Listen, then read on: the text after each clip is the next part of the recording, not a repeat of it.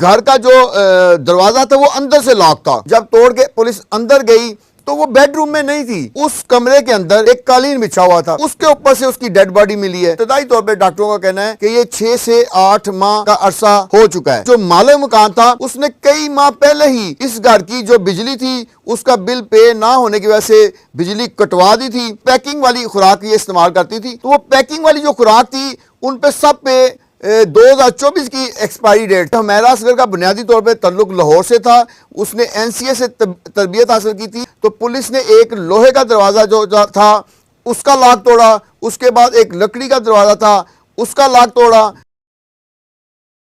अस्सलाम वालेकुम नाज़रीन, मैं हूं आपका मेज़बान इजाज़ अहमद भट्ट। हमारे प्रोग्राम में आज बताया जाएगा कि जो मॉडल हुमैरा असगर एक फ़्लैट में जिनकी डेड बॉडी मिली, उनकी हलाकत के हवाले से पुलिस को कई नई चीज़ें जो हैं वो मिली हैं। और ख़ास तौर पे जब फ्लैट को दोबारा से चेक किया गया है तो उसके अंदर से कई ऐसे शवाहद मिले हैं जिससे उसकी जो हलाकत की वजूहात के बारे में भी जायज़ा लिया गया है। इस हवाले से मैं बताता चलूँ कि ये जो फ्लैट है उस बिल्डिंग के 4थे फ्लोर पे है और इस फ्लैट के सामने सिर्फ एक फ्लैट है जो आबाद था। और अब पुलिस ने वहाँ तहकीकात की हैं तो पता चला है कि सामने वाले जो फ्लैट वाले जो फैमिली थी वो भी 2024 सितंबर में छुट्टियों पे चले गए थे और छुट्टियों में जाने के बाद वो फरवरी में वापस आए हैं। और कहा यह जा रहा है कि यही सितंबर से फरवरी के दरमियान में ये अदाकारा उस घर के अंदर इसकी हलाकत वाक़या हुई। और इस दौरान क्योंकि सामने वाले फ्लैट वाले भी छुट्टियों पर थे तो डेड बॉडी अंदर पड़ी रही। क्योंकि इसके जो और भी इंकशाफात हुए हैं वो ये हुए हैं कि इस फ्लैट के अंदर 2 कमरे थे, एक बेडरूम और एक इजाफी रूम। उसके अलावा जो एक तीसरा कमरा था उसको हुमैरा असगर ने अपनी पेंटिंग और मुजस्समा साजी के लिए रखा हुआ था। वहाँ वो पेंटिंग करती थी और मुजस्समा साजी के हवाले से करती हूँ। मैं यहाँ ये बताता चलूँ कि हुमैरा असगर का बुनियादी तौर पे तल्लुक लाहौर से था, उसने NCA से तरबियत हासिल की थी और रफ़ी पीर ग्रुप के साथ वो यहाँ थिएट्रिकल एक्टिविटीज़ भी करती रही। जब वो 7 साल कबल कराची शिफ्ट हो गई तो इनके घर वालों ने, ख़ास तौर पे इनके वालिद ने इनके साथ जो तल्लुकात है आहिस्ता आहिस्ता ख़त्म कर दिए। अब आते हैं कि पुलिस की तफ्तीश में क्या सामने आया। पुलिस ने जब बैलफ गया वहाँ घर खाली कराने के लिए तो पुलिस ने एक लोहे का दरवाज़ा जो था उसका लॉक तोड़ा, उसके बाद एक लकड़ी का दरवाज़ा था उसका लॉक तोड़ा। जब तोड़ के पुलिस अंदर गई तो वो बेडरूम में नहीं थी, वो अपने वो पेंटिंग वाले उस रूम या उसको जैसे कह लें कि स्टोर रूम था, उसको स्टोर रूम के तौर पे भी इस्तेमाल करती थी और उसको पेंटिंग के तौर पे इस्तेमाल करती थी। उस कमरे के अंदर एक कालीन बिछा हुआ था, उसके ऊपर से उसकी डेड बॉडी मिली है। उसने जब इसकी मौत वाक़या हुई तो उसने नीले रंग की पतलून पहनी हुई थी और पिंक रंग की शर्ट पहनी हुई थी। और इसकी हलाकत को इतना ज़्यादा अरसा गुजर चुका था कि उसके जो जिल्द और हड्डियों के दरमियान जो गोश्त था वो तकरीबन तमाम ख़त्म हो चुका था। अब जिल्द जो है वो हड्डियों के साथ जुड़ चुकी थी। इब्तदाई तौर पे डॉक्टरों का कहना है कि ये 6 से 8 माह का अरसा हो चुका है। अब सवाल ये पैदा होता था कि अगर ये इसकी डेथ इतने महीने पहले हो चुकी है तो साथ वालों को क्यों पता ना चला। तो उसकी वजूहत जब तलाश की गई तो पता चला कि इसके घर के बिल्कुल सामने एक जो फैमिली थी वो भी गुज़िश्ता साल 2024 में सितंबर में छुट्टियों पे चली गई। उन्होंने भी अपना फ्लैट जो है वो बंद कर दिया क्योंकि ये 4थे फ्लोर पर रहती थी। उस फ्लोर पर नीचे वाले फ्लोर वालों का जाना आना नहीं होता था, तो जो सामने वाला था उन्होंने देखना था कि यहाँ मौजूद है या नहीं। वो छुट्टियों पर चले गए और जब वो फरवरी में आए इस दौरान इसकी डेथ वाक़ई हो चुकी थी।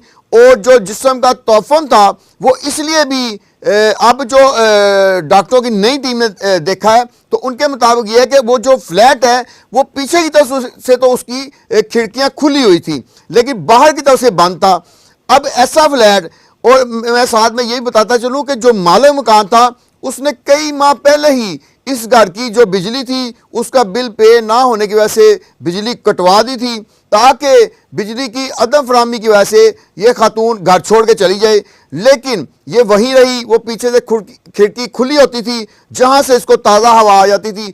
उसी खिड़की के रास्ते 4थे जो फ्लोर है वहां से इसकी जो डेड बॉडी का तोफ़न है वो भी बाहर जाता रहा और फ्लैट के अंदर जो है ना किसी को इस तरह का तफन या बदबू ना आई जिससे पता चलता कि यहाँ कोई किसी शख्स की हलाकत हुई है। पुलिस ने इसके 2 फ़ोन मिले हैं और 2 फ़ोन की जो CDR है वो भी निकलवा ली है। लेकिन उससे एक अहम चीज़ सामने आई है कि इस फ्लैट के घर की जो थी बिजली कई माह से बंद थी, इसके दोनों फ़ोन की जो बैटरी है वो भी कई माह से रिचार्ज नहीं हुई थी, और इसके अलावा जो खुराक इसने खाने के लिए ये इस तरह की खुराक इस्तेमाल करती थी कि जो हफ्ता 2 हफ्ते तक पैक रह सके, तो पैकिंग वाली खुराक ये इस्तेमाल करती थी क्योंकि ये खुद खाना नहीं बनाती थी। तो वो पैकिंग वाली जो खुराक थी उन पे सब पे 2024 की एक्सपायरी डेट थी। तो तीसरे नंबर पे यह कि आखिरी कॉल इसने जो है ना लास्ट नंबर में की, यानी अक्टूबर तक इसकी 2024 तक आखिरी कॉल मिली। और सबसे हैरानकुन बात यह है कि 7 लाख से ज़्यादा फॉलोअर्स थे इसके, किसी एक फॉलोअर ने भी इसकी मुसलसल अदम चैटिंग या इस तरह का जो है ना शिकायत किसी को नहीं की।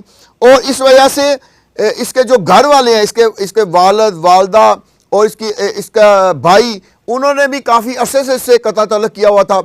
अब ये जो तमाम शवाहिद हैं इनकी मुश्तरका जब पुलिस ने आपस में कंबाइन किया है कि इस खातून को, एक तो देखें अप्रैल 2024 में मालिक मकान ने कहा कि आप मुझे किराया नहीं दे रही तो मैं कोर्ट में जा रहा हूँ, तो वो अप्रैल 2024 में कोर्ट में चला गया, वहाँ इन्होंने उसके मुकाबले में जवाब भी दाखिल करवाया और ये केस चलता रहा और मालिक का इसलिए फिर इस फ्लैट पे आना बंद हो गया। लेकिन जब इस घर के बिजली के बिल पे ना हुए तो बिजली भी काट दी गई। अब एक ऐसा घर कि जिसमें एक अकेली खातून रहती है, 4थे फ्लोर पे रहती है, वहाँ बिजली भी मुनक़ता है वो। और सबसे अहम चीज़ ये है कि घर का जो दरवाज़ा था वो अंदर से लॉक था, किसी ने बाहर से नहीं किया हुआ था।